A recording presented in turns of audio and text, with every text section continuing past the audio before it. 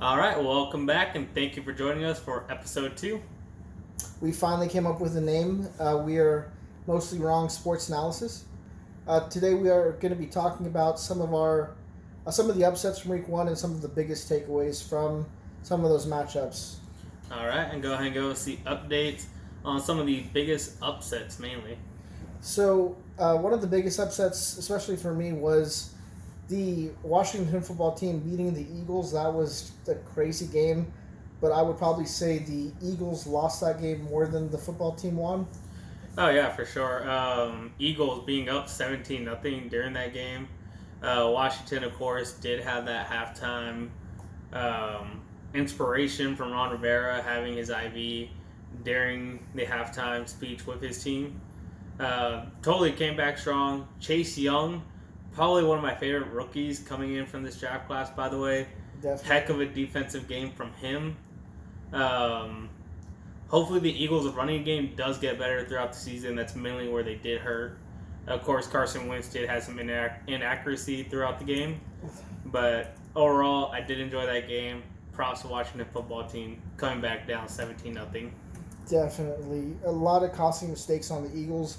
I would expect them to bounce back, especially with all the talent they have. But that is definitely a tough loss. So the next biggest upset of the week was the Indianapolis Colts versus the Jacksonville Jaguars. Minshew Magic. Now, he definitely did have a great game. He put 19 out of 20 of his passes, only 173 yards, but he did have 3 touchdowns, and he had 19 yards rushing. Oh yeah, I know we had him in our sit-em for week 1, but we did leave the window open. We did leave the window open on saying we don't know what's going to happen to Gardner Minshew. I don't know how many people were sold on him after the loss of Leonard Fournette going to the Tampa Bay Buccaneers.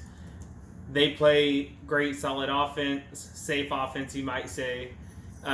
Keeping Minshew in the game, 19 for 20 passes isn't easy to do, regardless of how safe you play. Especially against that Colts defense. And that defense is not one to sleep on, but he was definitely productive, very protective with the ball, and he definitely came out on top of that one. No, yeah, for sure. Definitely an upset. Definitely an upset. And the last one we have here is the 49ers going against the Arizona Cardinals. Yeah. That one was definitely one I did not expect happening. We definitely saw Kyler Murray giving the 49ers defense some problems. Very mobile quarterback. I guess he was just doing things that they were not able to keep up with. Yeah, I'm sold on Kyle Murray this season right now. Maybe a bit too much of a week 1 presence or week 1 game for me to say that, but just seeing the athleticism he showed, the utilization of having DeAndre Hopkins on that offense, he used him, he got the ball to him, he made plays, both Kyle Murray and Hopkins. They're going to be an offense to watch this season. Also, all the sports experts have said this is going to be a breakout season for Kyle Murray.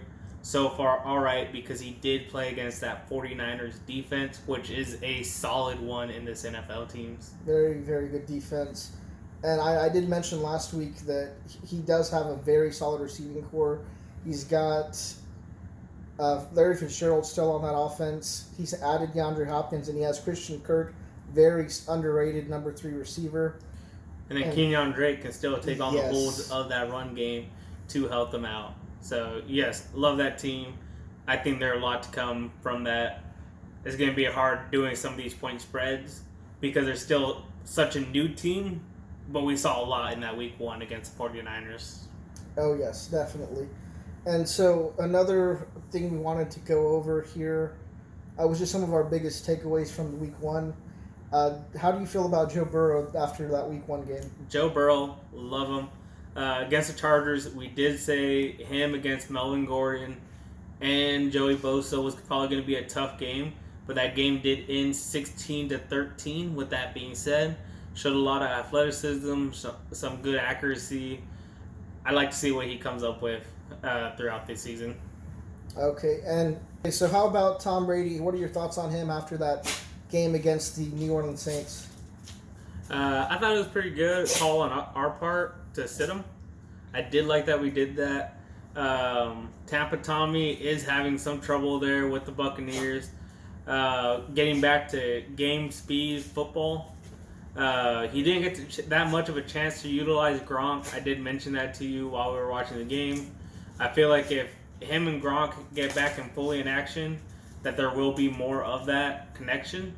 And because it hardly was there, pretty much irrelevant through the game, I feel like they're not on fully in pace with that team yet. I definitely did see a lot of rust on both of them. Tom came out first drive. He looked like he didn't miss a beat, but you definitely saw a little bit as the game progressed. It looks like he still needs to build a better connection with Mike Evans, but he's got a very good rep with their newest receiver Miller. Mm-hmm. Yeah, Miller got a lot of receptions, made a lot of good plays. Biggest compliment I can give Tom Brady is that pass to Godwin, the outside skinny or outpost route. That one was on the money, perfect pass. Probably my favorite play of that game. I think for me, the best play I saw in that game was the touchdown pass to O.J. Howard. That was a very good play design, and you could tell just watching that the defense did not know how to react. No one knew who was going to take over Howard. He was just wide open in that back corner end zone. Yep. Okay, and one that I know you're going to be very happy to talk about. What about your thoughts on Dallas after that Rams game? Okay, so one thing for sure, as most other Cowboys fans, they want to get after that last play call of the game, the offensive pass interference. But the game is about 3 hours long. It does not all end in one play. It sucks that it ends that way. I feel like any sports fans can say that's not how they want to see their team end up losing off of a play, off of a bad call. With that being said, I know a lot of people are questioning Mike McCarthy's 4th and 3rd down play. To me, any kind of play like that, it's like when we go back and talk about Seattle against the Patriots in the Super Bowl. If your play works, you're a hero. If it doesn't work, everyone's scratching their heads on why you even called it. For me, I like the confidence in Mike McCarthy and trusting his offense, which we all know on paper is explosive. And I think he knew for sure his team can get that 4th and 3. So I do applaud him for rolling the dice. We're all going to look at it and say he didn't get it and say it was a bad call. I think my biggest takeaway from that game particularly was the Rams offense. Sean McVay definitely did have a solid game plan. Jared Goff looked pretty solid out there. And that offense, the way it was moving, showed it didn't need a number one receiver. It just needed some guys that were very quick that can get open, which they definitely do have in Cooper Kupp. I did mention that offense kind of ran like a Tom Brady Patriots type of offense, where you really don't have that number one receiver out there. You don't have technically a strong running game built by having a number one back, but it was a lot of play actions, handoffs. The only difference is Jared Goff was good doing the play action bootlegs with the athleticism, moving out and buying him more time to find a pass down the field. Worked very well. I'm curious on how they're going to do with more teams that watch this game and are more prepared for that. Another connection, Tyler Higbee is definitely going to be someone I'm going to keep an eye on. He definitely did look very comfortable and was a very solid option for Goff. Gave him some much needed, basically a safety net whenever his other receivers were getting covered. But Robert Woods and Cooper Kupp they definitely got some speed on them and have been shown to get open. Akers also did very good in that game. I would say their running game looked like it wasn't missing a beat. Yeah, Cam Akers really did show up for that game. And Malcolm Brown, too, he was definitely utilized. So you definitely see that their offense can move and be productive without Gurley. Mm-hmm. The last one I wanted to talk about here from the Week 1 matchups was what are your thoughts on Aaron Rodgers after that game against Minnesota? Aaron Rodgers certainly didn't give anyone no type of discounts, no discount double check. Um, but for sure, Aaron Rodgers, like we said, we had him our stardom. He came back. He was ready to play. Fed the ball to Devontae Adams on a ton of passes. Um, the Vikings, I was wrong in our pick 'em about. I thought they were going to come out a bit hotter. I don't know. Maybe they are just missing Stephon Diggs. I did like Adam Thielen in that game. I thought Adam Thielen could take over more of the reps and show up as a playmaker, but Aaron Rodgers and that Green Bay offense tended to be too much for them. He definitely did. Definitely put a lot of his doubters to shame. 32 out of 44 passes completed, 364 yards, and 4 touchdowns on the day.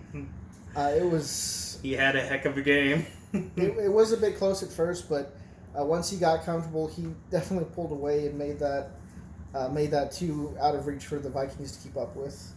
Oh, for sure. All right, well, that's our thoughts here on the Week 1 matchups and just some of our biggest takeaways from the week. Stay tuned for some other videos where we're going to be putting out, going over some of the matchups for this upcoming week, and going over some of the stardoms for running backs this week. Be a friend, tell a friend. If you like this series, please continue to watch us, subscribe, like this video. Bye. See y'all later.